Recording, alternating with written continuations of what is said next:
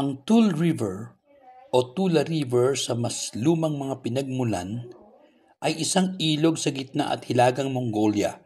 Sagrado sa mga sinaunang Mongol ang ilog na ito. Ang Tule ay karaniwang tinatawag na Hatan Tule o Queen Tule.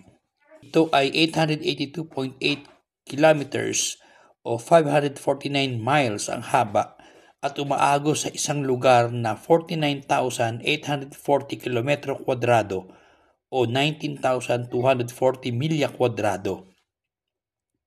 Sa aklat na lihim na ang kasaysayan ng mga Mongol, 1240 AD, ay madalas na binabanggit ang isang Black Forest ng Tule River kung saan matatagpuan ang palasyo ni Ong Khan.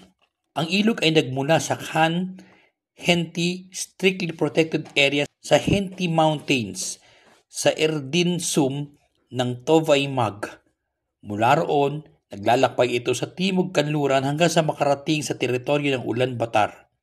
Ang tubig na ito ay dumadaloy sa katimugang bahagi ng kabisera ng lungsod ng Mongolia na nagpapatuloy sa kanlurang direksyon sa malalaking loop.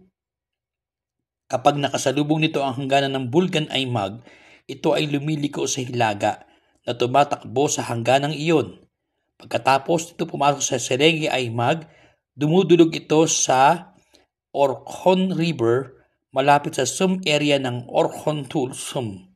Ang Orkhon ay dumadaloy sa Selengi River na dumadaloy sa Russia at Lake Baikal. Ang Tule River ay dumadaloy din sa Hustein Nuru National Park. Karaniwan nito nagyeyelo mula sa kalagitnaan ng Nobyembre hanggang kalagitnaan ng Abril. Lumalaki ang mga willows na kagubatan sa tabi ng Tule River at ang ilog mismo ay tahanan ng endangered species ng sturgeon. Sa kasalukuyan, ang ilog ay dumaranas ng polusyon. Ang ilan ay sanhi ng sentrong pasilidad ng paggamot sa dumi sa Alcantarilla ng Ulaanbaatar, pati na rin ang mabigat na mineral at sedimentation na polusyon na dulot ng pagmimina ng ginto sa lugar ng Zamar. Bilang karagdagan, ang tuloy-tuloy na pagdagsa ng mga tao na ninirahan malapit sa ilog ay maaari magdulot ng pagkasira ng kalidad ng tubig.